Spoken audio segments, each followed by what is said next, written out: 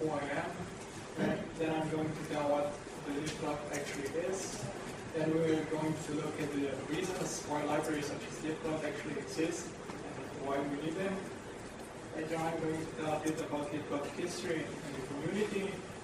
And then we'll look at some examples, some code, and also look a bit into the future, what plans we have for the library, and in the end, there will be some time for your questions. So, like I said, I'm Tomaž Muraus. I work for Rackspace or Cloudflare, where I mostly work on backend stuff. I'm also author of multiple small Python and programs, which you can find on my GitHub page. I'm also a huge open source supporter and lover, and I'm one of the around 10 libcloud committers. So what is libcloud? Libcloud is a Python library which abstracts differences between different cloud providers' APIs and exposes all those functionality to a nice and easy to use API, which basically means that libcloud is some kind of abstraction on top of other provider APIs. Some people also call it API glue. I guess, okay, that's my name or a fine definition. So it basically, libcloud turns this, see like a 5 lines code, into like actual server. So someone will say like cloud is alive, you run the script, put your credentials in, you get like an actual server. So one of the reasons why libraries such as libcloud exist is that you can easily choose which provider you use if you're not locked into a single provider. For example, in this case, I used a Rackspace driver. But you see the line with the get library, you could easily replace this provider Rackspace constant with one of the other 25 or so provider constants, and you would basically get a server at a different provider with basically changing just the provider constant and using different credentials because it's a different provider. So what is the reason, what is the motivation why libraries such as libcloud exist? First of all, cloud standards and all this stuff hasn't actually worked out. There actually are some like 300 or so long PDFs, 300 or so pages long PDF with all the standards, but in practice no one actually uses them. So then we need to have projects such as libcloud, which actually allow us to use different providers in practice. So basically we needed some kind of way to standardize all the APIs and provide users and developers an easy to use interface which they can use to interface with many different providers. So the different providers, of course, provide different APIs, which means some of the APIs provide like 5 methods, and for example, you only get one method for creating a server, and other providers provide resources in more granular way, which means you first have one method to get a server, and then you also need to call another method to assign an IP address and server and so on. And basically, we abstract all those differences to basically call a single method, and you get a server ready to use. And the other reason is different response formats. Basically, as you can see, this is an example of XML. XML is okay. Most of the Python developers don't like it, but it's at least some kind of standard. It's pretty easy to parse it, but so I guess it's okay. Then some other providers like to invent their own format. Basically, it's like some text-based format, which is a white space and semicolon delimited. I'm not sure, but some people like to do this. I mean, the writing a parser is pretty easy, but still, why would you like invent your own standard when you just use something which already exists? And there are luckily still some providers which use JSON, which is also pretty high size, so for sure JSON, which is easy to use and easy to parse and also easy to read. So another reason is that also different APIs, different providers provide different authentication methods. One of those authentication methods, for example, is share token. Basically, you post your API key and username to the provider, and you get back a token. Basically, some kind of secret which you pass with each request to the provider. So basically this token authenticates you. It's one of the methods. Quite a lot of providers actually use that. For example, Rackspace driver uses this method. The second method of authentication is basically HMAC based. In this case, you use your API key to sign the message. Basically, to create the HMAC hash, you use your API key as a secret. And then you basically pass this signature with each of your requests. Amazon is, for example, one of the providers which use this method. And this method is also a bit tricky because before creating a signature, you actually need to canonicalize all the headers and query strings in your request and store them before actually creating a signature of this string. So it's actually the authentication code is the code in Libcloud which is the biggest amount of lines. I mean, the rest of the code is actually pretty small, but authentication usually has many edge cases which we need to handle in a transparent way. The third method is also like a really simple to use. It's just a basic auth, which means you pass your username, and usually I use API key in the headers. Basically, it's a standard basic auth digest. And the fourth method, which is actually pretty hard to implement, it's not that standard, is the certificate-based method. For example, one of the providers which uses certificate-based authentication is Microsoft Azure, and also EC2. EC2 basically has two APIs. One is like a query string API which we use, which uses HMAC-based authentication, which is kind of simple to use, and the second one is like SOAP API, but no one which, at least most of the people I know who work with Python don't really like SOAP, so we didn't choose this API. So now I'm going to talk a bit about project. Libcloud was originally developed as CloudKick for internal use. CloudKick is a monitoring as a service and server management as a service application, which basically allows you to manage all your servers in a single dashboard. For example, you give us credentials from different providers, and we basically hold all the data about your servers, and you can see and manage all the servers in a single web interface, and you don't need to log into like 5 different sites and so on. And later this year, the project joined Apache Incubator. I'm not sure how many of you are aware of the Apache Incubator, but if you want to become an Apache project, official .NET project, you need to go through the incubator. And the incubator is basically a stage where you need to figure out the licensing issues. You need to show basically the Apache that you know how to manage the community the Apache way, which means by consensus. You also need to get some outside contributors, because, like I said, library was originally developed at CloudKick, which is a company, and for a successful Apache project or to get accepted to the top level project, you need to have multiple independent contributors, which means that not a single company can drive the library in some direction, basically. So you have multiple independent contributors which decide the development of the library.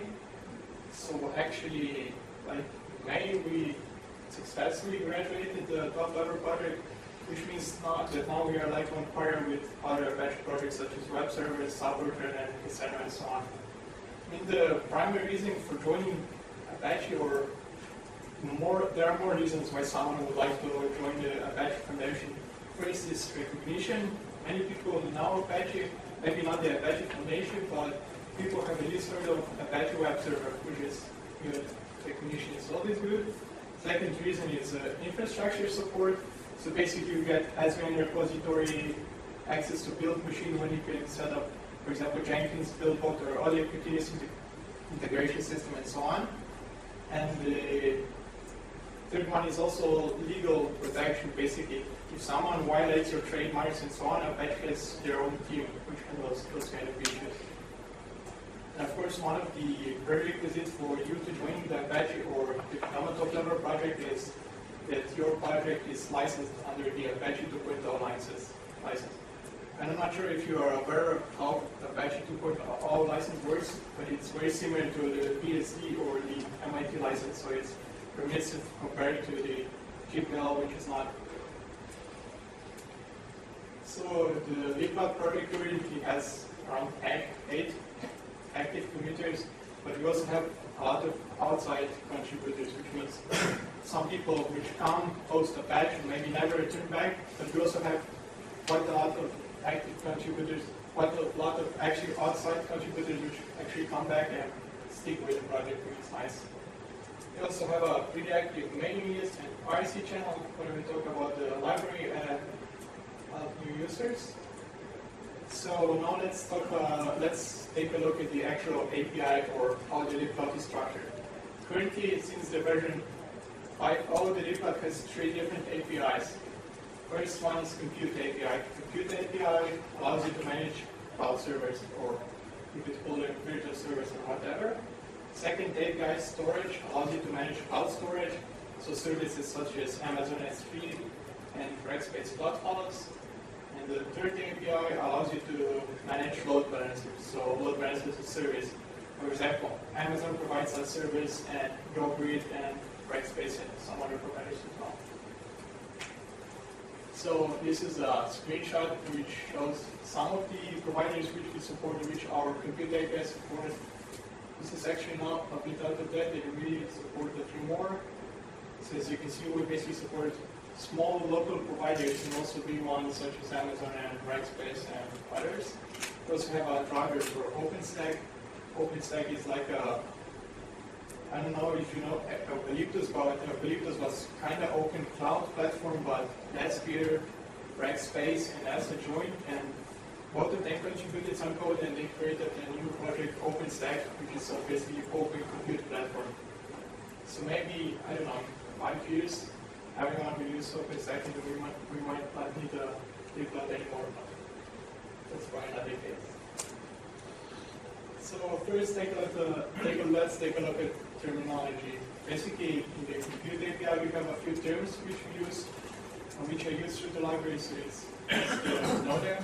First term is an image. Image usually represents an operating system which is installed on your server. But some providers like Amazon also provide a bit more rich interface of the images, which basically means you can use images as templates.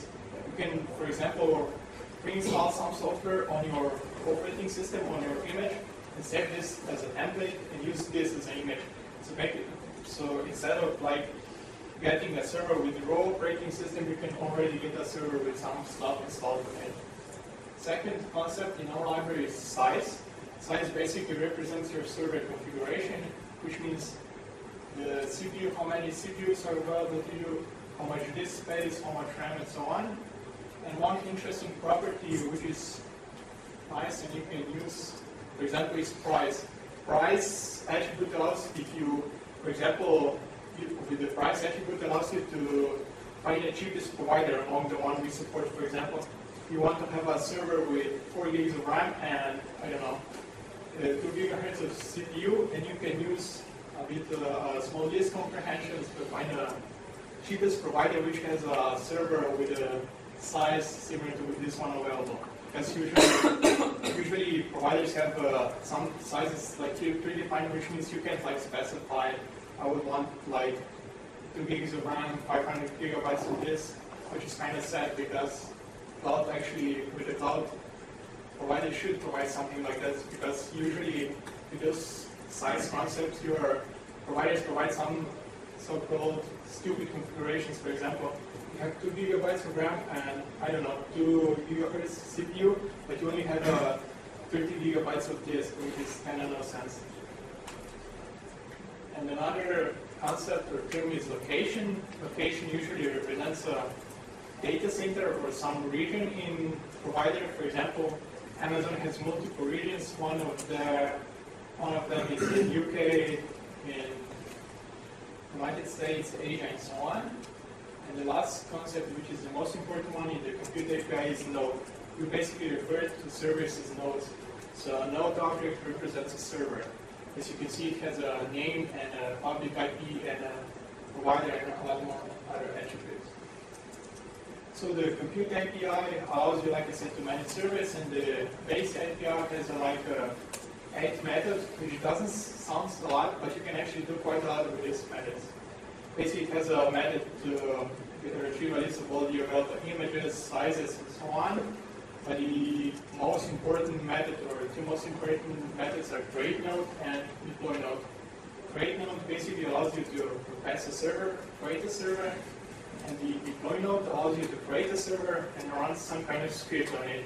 Basically, we create a server, we call the provider API to create a server, and after we create a server, we SSH to it and run your script. For example, you could provide a script to install your SSH key on the server and to install some kind of software.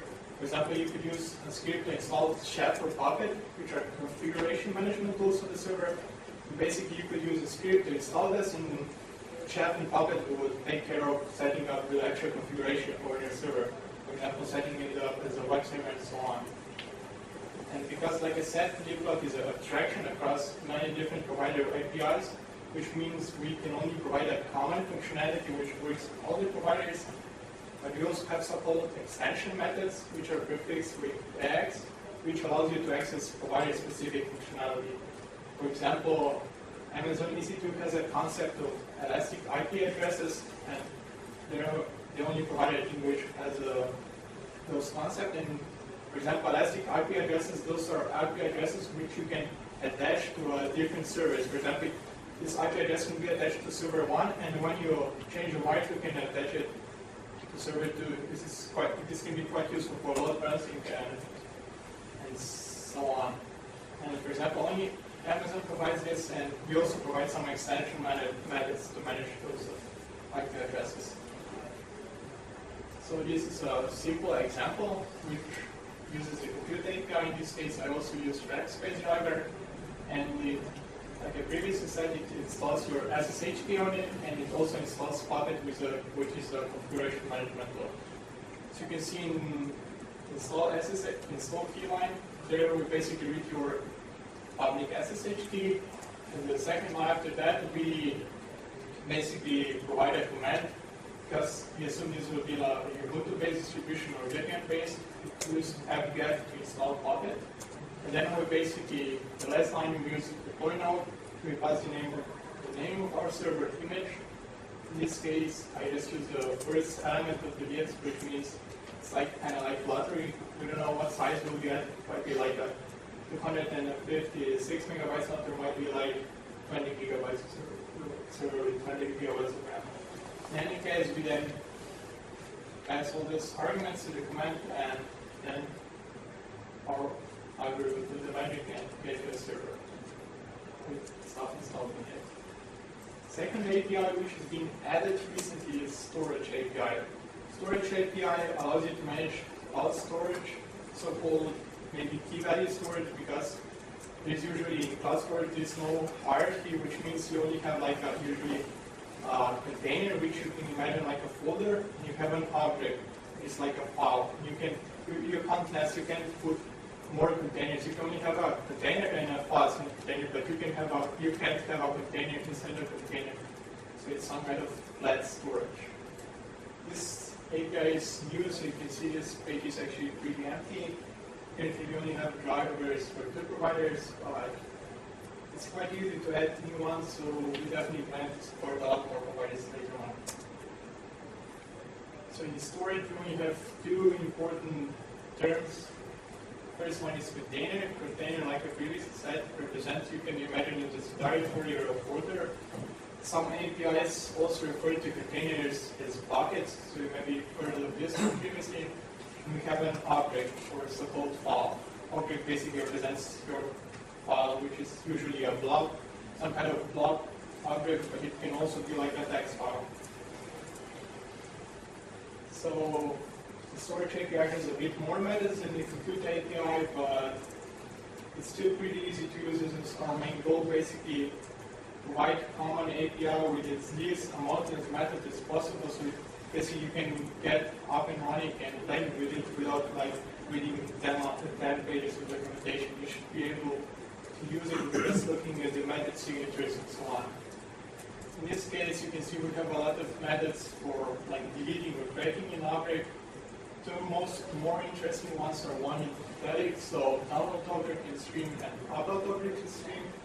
You probably heard of Python generators, which are a pretty nice concept, and those methods allow you to basically pass in the download object stream you get back a generator, which means file isn't downloaded to disk and saved locally, but you basically get a generator and you can do whatever you want with it, which means you can when you read first 500 bytes of file and maybe stream it directly over HTTP, or you can save it to a disk yourself.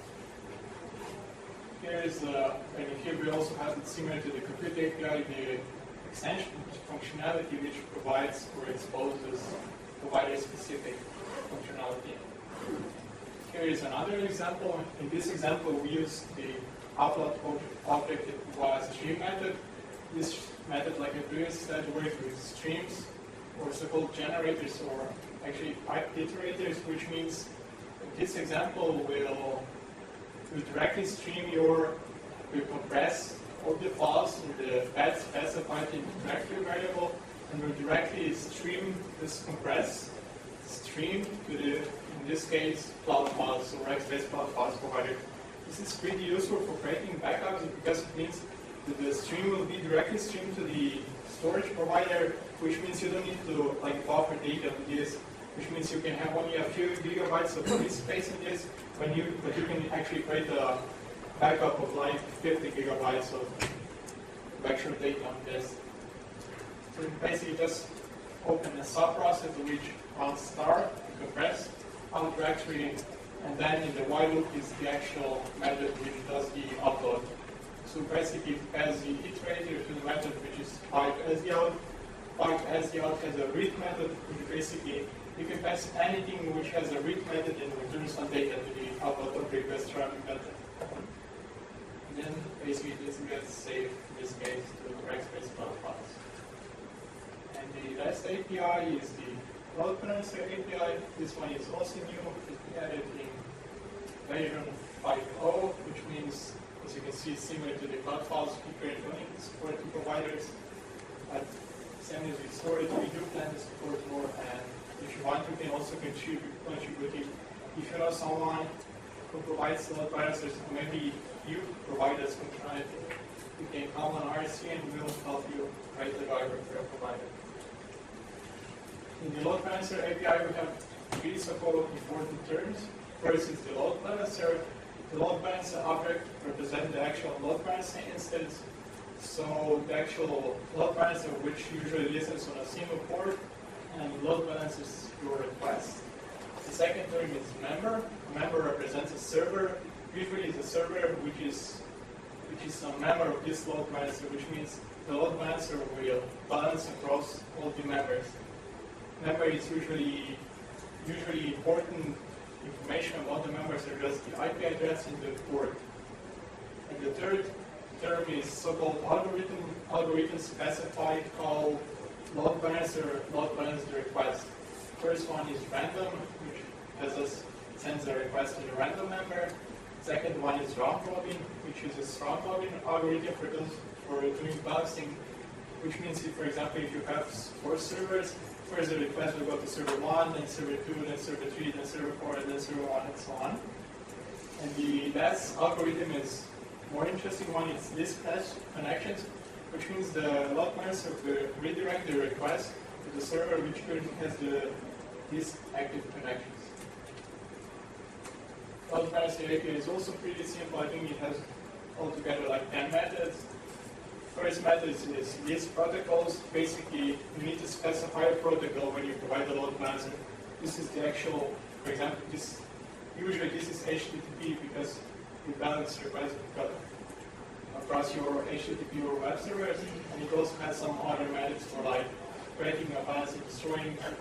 Attaching balance and attach compute node is one of the interesting ones because you can use the node object from the compute API and pass it to this method, and basically in the background we'll just read the node IP address attribute and some other attribute and set up and add this node as a member to the load balancer. And we also have method for detaching a member and also for listing members. Same as in the other APIs, we also have methods for accessing provider-specific functionality. Here's a simple example with the load balancer API. In this case, we just create a new balancer. We initially add two members, with both of them using on port 8080, which means this could be a HTTP server. Actually, it is because we use protocol HTTP, which means this server is most likely running the HTTP web application server, and basically with a create balancer call, we create a balancer.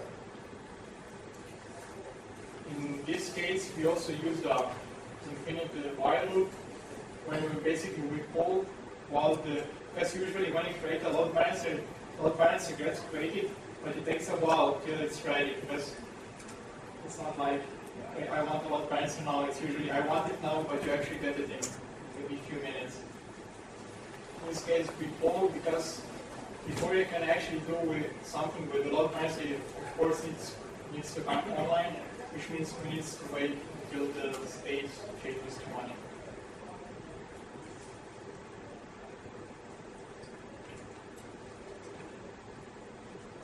Okay, so now let's take a look at plans for the future. As first, like I said, our first goal for the next releases is to provide users with more drivers for the storage and the new load balancer APIs. We also plan to support more services such as DNS as a service, which is also quite a useful service, and there are already many existing providers such as Amazon, Zerigo, and so on. We also plan to support CDN. CDN is kind of related and tied to the storage, so most likely CDN storage will be kind of coupled, which will make it easier to use. And we also plan to explore block storage and make event services for monitoring, such as server density, cloud peak, relic, and so on. One of our goals for the future is also to improve the pricing data distribution.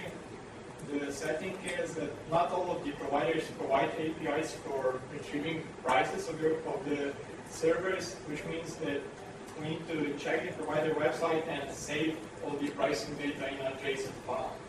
We basically distribute this JSON file with each release, which is less than ideal. That's why we plan to provide a better mechanism for distributing this data. Usually it's not a huge problem because providers said they don't change the prices that often. Might not be a bad idea, they will decrease more often, but anyway. And for the future releases, we also plan to revamp the whole location concept. The problem with location is that different providers expose locations differently. For example, in Amazon, they have like 4 locations: United States, UK, Asia, and Europe. And you can use same credentials for all the locations. But with other providers such as Rackspace, different locations are totally separate, and you need to use different credentials for different locations, which makes everything a bit harder and not so easy to use, especially if you usually use one provider, use multiple locations. That's why we want to make it easier. And there are also many other possible improvements.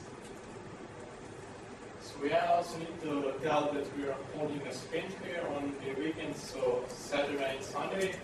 So if you want to contribute, maybe learn more about the library, you can join us and we'll have fun and even write some code.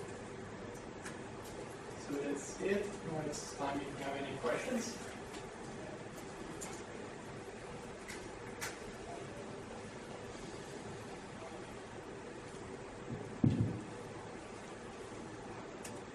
What's the difference with DataCloud, which is another Apache integrated thing? Yeah, DataCloud is a bit different. DataCloud provides functionality over an HTTP interface, which should be language agnostic, but we provide a Python library.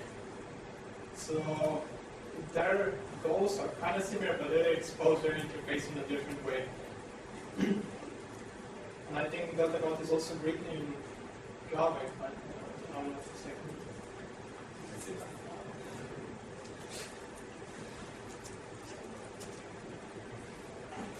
There are also plans to support Near-Linux. Sorry? There are also plans to support Near-Linux. Support what? Near-Linux. is a CDN. Oh, you mean CDN? Yeah, we do can support CDN. But we mostly, like I said, integrated with storage, which means you probably already need to have a storage driver. Is a file storage. Oh, Okay. never heard of it. No, okay. But yeah, also if you know the API, you can like join the sprint or join the RC channel and take a look at it. Maybe quite better. Maybe a good idea. Thank you. Anyone else?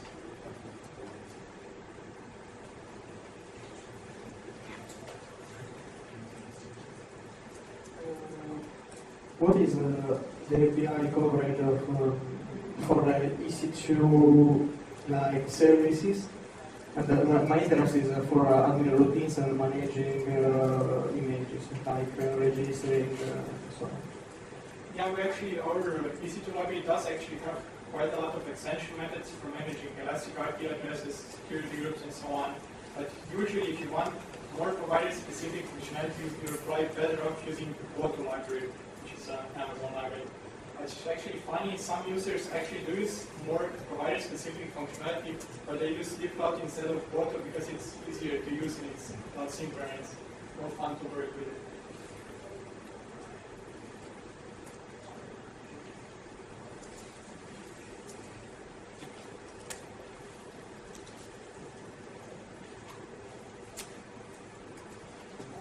How do you test all these drivers? Yeah, that's also a good question. It's not that easy. Currently, we use fixtures. We perform actual testing. We actually hit the provider APIs. We do all those calls, save the responses in a file, and then when we run tests, we load those responses. One of our plans or goals for the future is also to set up like a live test, basically hitting the actual provider API. And this is hard. It also basically, for example, if the destroy node doesn't work, you'll have a server running, which means someone will need to pay for it. This is a bit harder.